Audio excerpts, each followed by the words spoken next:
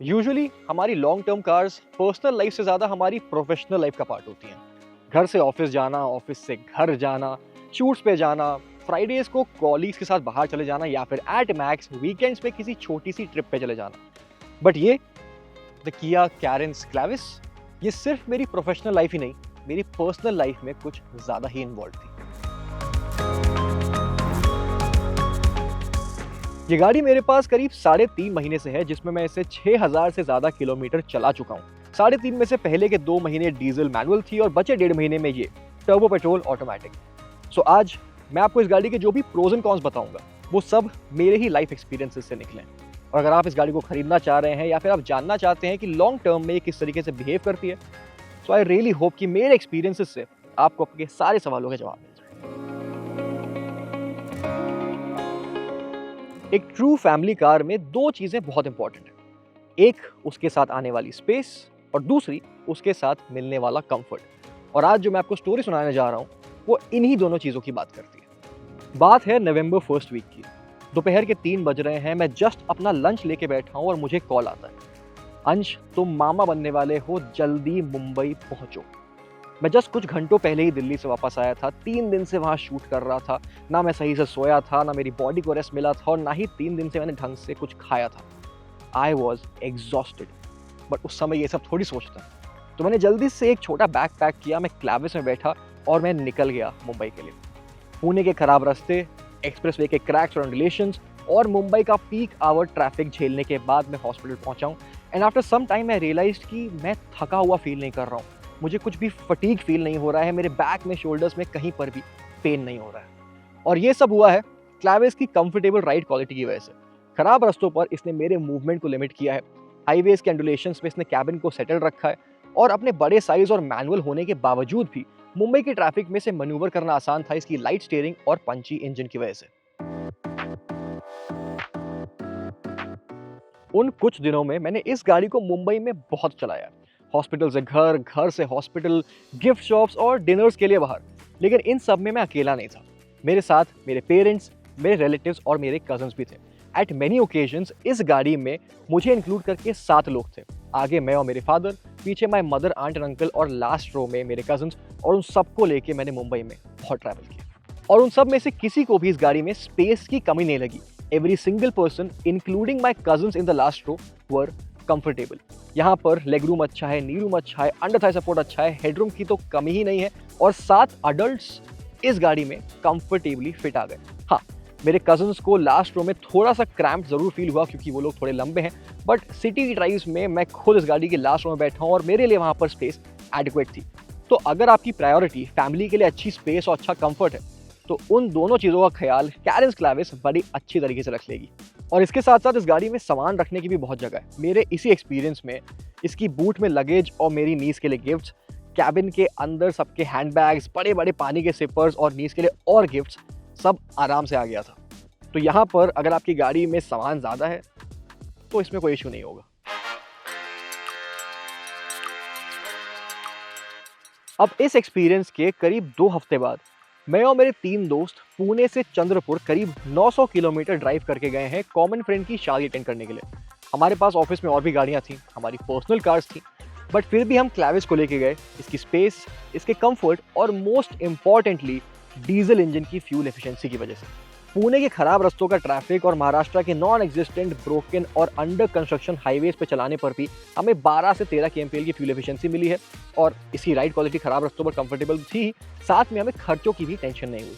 उन खराब रास्तों को पार करने के बाद हमने लिया समृद्धि महामार्ग। वहाँ पर ये गाड़ी चली है 500 किलोमीटर 120 की स्पीड पे, जो कि वहाँ की स्पीड लिमिट है, और वहाँ पर भी उस स्पीड पर भी हमें 18 kmpl की फ्यूल एफिशिएंसी मिली है। 2 दिन बाद हमने वही 900 किलोमीटर की ड्राइव वापस पूरी करी और 1800 किलोमीटर जहाँ पर ये गाड़ी शहर में चली है, हाईवेज और एक्सप्रेसवे पे चली है, शादी के कामों में यूज़ हुई है, उसके बाद हमारा डीजल का खर्चा आया है 9000 रुपये।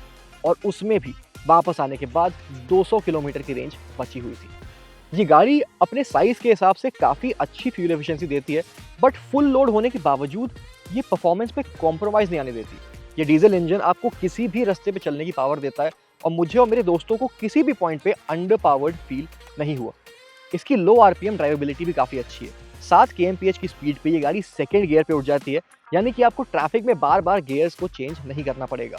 मेरी मुंबई की ड्राइव्स में इसी चीज़ ने मुझे काफ़ी काम रखा है। हाँ, यहाँ पर क्लच थोड़ा हार्ड ज़रूर है क्योंकि ये डीजल है और डीजल में जनरली क्लच हार्ड होता है, बट जब आपको गियर्स ही बार बार चेंज नहीं करने पड़ रहे हैं तो उस चीज़ से भी कोई दिक्कत नहीं आएगी। ओवरटेक्स करने में भी मुझे किसी भी पॉइंट पे ज़्यादा टाइम नहीं लगा है और एक्सप्रेसवे पर 120 kmph की स्पीड तक जाने में भी मुझे कोई भी दिक्कत नहीं आई है। ये एक ऑलराउंडर इंजन है जो आपको अच्छी फ्यूल एफिशिएंसी के साथ अच्छी पावर भी देता है ताकि आपकी किसी भी ड्राइव में आपको कहीं पर भी अंडर पावर्ड फील ना हो। मैंने इसे एक्सप्रेसवे पर रात में चलाया है। इसकी हेडलाइट की परफॉर्मेंस भी काफ़ी अच्छी थी। किसी भी पॉइंट पे मुझे ब्लाइंडिंग नहीं लगा, कहीं भी ऐसा नहीं लगा कि हाँ मुझे कोई चीज़ सही से दिख नहीं रही है। तो चाहे दिन में चला रहे हो, चाहे रात में चला रहे हो, चाहे शहर में हो, चाहे हाईवे पे हो, आपको कहीं पे भी किसी भी चीज़ में ड्राइव करने में दिक्कत नहीं आएगी। अपनी गाड़ी का माइलेज बढ़ाने के लिए यूज करिए जियो बीपी का petrol and diesel with active technology. बिना किसी एक्स्ट्रा खर्चे के पाइए अपने पेट्रोल और डीजल गाड़ियों में ज्यादा माइलेज। जियो बीपी का एक्टिव टेक्नोलॉजी फ्यूल ना सिर्फ इंजन को क्लीन करता है, पर इसके लगातार इस्तेमाल से इंजन में होने वाले कार्बन डिपॉजिट्स को भी रोकता है। तो अब माइलेज कितना देगी ये सिर्फ अपनी गाड़ी से नहीं, अपने फ्यूल से भी पूछो। पर मुझे एक शिकायत है और वो शिकायत तब आई जब इसका डीजल मैनुअल वापस गया और उसकी जगह आया टर्बो पेट्रोल डीसीटी, यानी कि ये वाला। मुझे इस इंजन से कोई दिक्कत नहीं है। ये रिफाइंड है, पावरफुल है। हमने इसे वर्ना, क्रेटा और सेल्टोस जैसी गाड़ियों में देखा है जहां पर ये एक ट्रूली स्पोर्टी और एक्साइटिंग ड्राइव एक्सपीरियंस ऑफर करता है। बट ये गाड़ी उस एक्सपीरियंस के लिए नहीं बनी है। ये एक एमपीवी है, एक पीपल मूवर है। इसका काम है लोगों को पॉइंट ए से पॉइंट बी तक कंफर्टेबली लेके जाना, और उस पर्पस के लिए मुझे ये इंजन थोड़ा सा ज़्यादा लगता है। अगर आपको लोगों को एक जगह से दूसरी जगह ही लेके जाना है, वो भी कंफर्टेबली और बिना अंडर पावर्ड फील किए, तो वो काम तो डीजल इंजन भी कर सकता है और कुछ हद तक स्टैंडर्ड पेट्रोल इंजन भी कर सकता है। ये टर्बो पेट्रोल इंजन आपको ढेर सारी पावर और एक्साइटमेंट तो देता ही है, पर फ्यूल एफिशिएंसी में एक सिग्निफिकेंट ड्रॉप भी लेके आता है। मुंबई से पुणे आते हुए जब मैं इसका डीजल मैनुअल वेरिएंट चलाता था, तब सिटी के अंदर से एक्सप्रेसवे तक पहुंचने तक मुझे 12 से 13 kmpl की फ्यूल एफिशिएंसी मिलती थी और एक्सप्रेसवे पे 18 से 19 की। बट जब मैं इसके टर्बो पेट्रोल डीसीटी वेरिएंट को सेम रास्ते पर सेम ड्राइविंग कंडीशंस में लेके आया हूँ, तो सिटी से एक्सप्रेसवे तक मुझे मिली है 6 से 7 kmpl की फ्यूल एफिशिएंसी और एक्सप्रेसवे पे 13 तक की, और ये ड्रॉप काफ़ी बड़ा है। टर्बो पेट्रोल इंजन उन लोगों के लिए बहुत अच्छा है जिन्हें एफर्टलेस परफॉर्मेंस चाहिए, जिन्हें अपनी बड़ी फैमिली कार में भी थोड़ी एक्साइटमेंट चाहिए, बट उन्हें ये भी पता होना चाहिए कि इस परफॉर्मेंस के बदले उन्हें अपने वॉलेट पे एक बड़ा डेंट सहना पड़ेगा।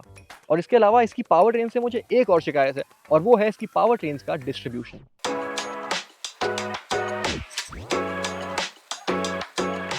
अब मैं आपको जो कौन बताने जा रहा हूँ वो आपके लॉन्ग टर्म एक्सपीरियंस में तो इतना वैलिड नहीं है, पर आपके बाइंग डिसीजन के टाइम ये काफ़ी हेल्पफुल होगा।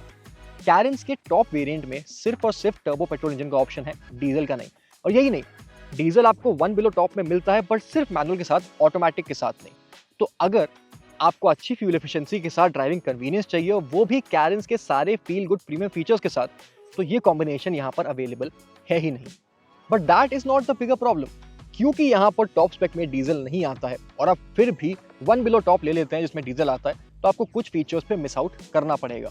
वैसे तो यहाँ पर बहुत सारे फीचर्स हैं। सिंगल पेन सनरूफ है, 2 बड़ी बड़ी स्क्रीन्स हैं, वायरलेस फोन चार्जर है, एम्बिएंट लाइटिंग है, एयर प्योरीफायर है, 360 डिग्री कैमरा है ब्लाइंड व्यू मॉनिटर के साथ, और एक डुअल कैमरा डैश कैम भी मिल जाता है। बेसिकली आपको अपनी ड्राइव्स के लिए सारे फीचर्स मिल जाते हैं। बट अगर आप डीजल का टॉप स्पेक ले लेते हैं तो आपको ये फीचर्स छोड़ने पड़ेंगे। फ्रंट सीट वेंटिलेशन जो हमारे ट्रॉपिकल इन्वायरमेंट में काफ़ी यूजफुल है, पावर ड्राइवर सीट जो ड्राइवर के लिए कन्वीनियंस बढ़ाती है, बोस का साउंड सिस्टम जो एक सराउंड साउंड एक्सपीरियंस देता है, पैनोरामिक सनरूफ जो कैबिन के अंदर ज़्यादा लाइट लेके आती है और कैबिन का प्रीमियम फैक्टर भी बढ़ाती है, और लेवल 2 ADAS जो आपकी हाईवे ड्राइव्स में एक्चुअली यूजफुल है। अगर आप डीजल लेते हैं तो आपको इन सारे फीचर्स पे कॉम्प्रोमाइज़ करना पड़ता है। मैंने इसके दोनों वेरिएंट्स चला लिए, टॉप स्पेक भी और 1 बिलो टॉप भी, और अपने एक्सपीरियंस के बाद मुझे ये रियलाइज़ हुआ है कि टॉप स्पेक में जो एडिशनल फीचर्स आते हैं वो एक्चुअली इंपॉर्टेंट है।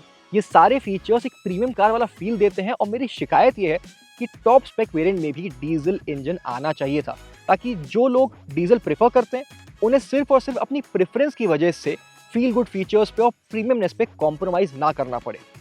होपफुली किया कुछ टाइम में डिमांड को देखते हुए इसके टॉप वेरिएंट में भी डीजल इंजन ऑफर कर दे।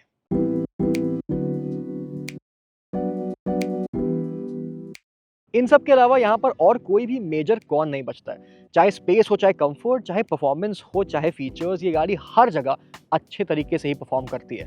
बट कुछ छोटी-छोटी चीज़ें हैं जो आपकी ड्राइव्स में आपको इरिटेट कर सकती हैं, जिन्होंने मुझे मेरी ड्राइव्स में इरिटेट किया है और मैं आपको वो बता देना चाहता हूँ। 20 लाख के ऊपर होने के बावजूद इसमें आपको किया का पुराना यूज़र इंटरफेस मिलता है और Android auto and Apple CarPlay wired है। अगर आपने कभी वायर्ड एंड्रॉयड ऑटो या फिर एप्पल कारप्ले यूज़ किया है तो आपको पता होगा कि ज़रा से झटके से ही वो डिस्कनेक्ट हो जाता है। ये बात और बुरी लगती है जानते हुए कि किया सिरोस जो इससे सस्ती है, उसमें किया का नया यूज़र इंटरफेस आता है wireless Android auto and Apple CarPlay के साथ, और वो यहाँ पर भी ऑफर करना चाहिए था। अब यहाँ पर सेकंड रो में स्टोरेज भी थोड़ी सी बेटर हो सकती थी। यहाँ पर 7 सीटर वेरिएंट्स में आपको एक सेंटा आर्मरेस्ट तो मिल जाता है, बट वो पतला सा है और उसमें कोई कप होल्डर्स नहीं है। किया ने सीट बैक पे ट्रे तो ऑफर करी है जिसमें कप होल्डर मिल जाता है, बट वो भी सिर्फ फ्रंट सीट के पीछे है, ड्राइवर सीट के पीछे नहीं।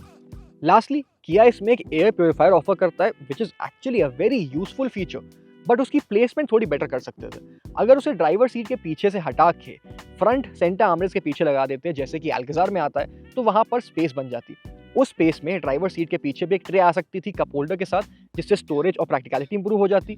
और क्योंकि वहाँ से प्योरीफायर का थिक मॉड्यूल हट के किनारे हो जाता, तो ड्राइवर सीट के पीछे बैठने वाले पैसेंजर के लिए स्पेस भी थोड़ी इंप्रूव हो जाती।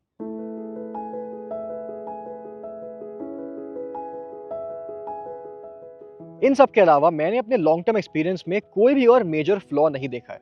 ये गाड़ी सच में एक ऑलराउंडर है, एक अच्छी फैमिली कार के सारे ट्रेड्स रखती है और मेरे लाइफ के इंपॉर्टेंट मोमेंट्स में ये मेरे साथ थी।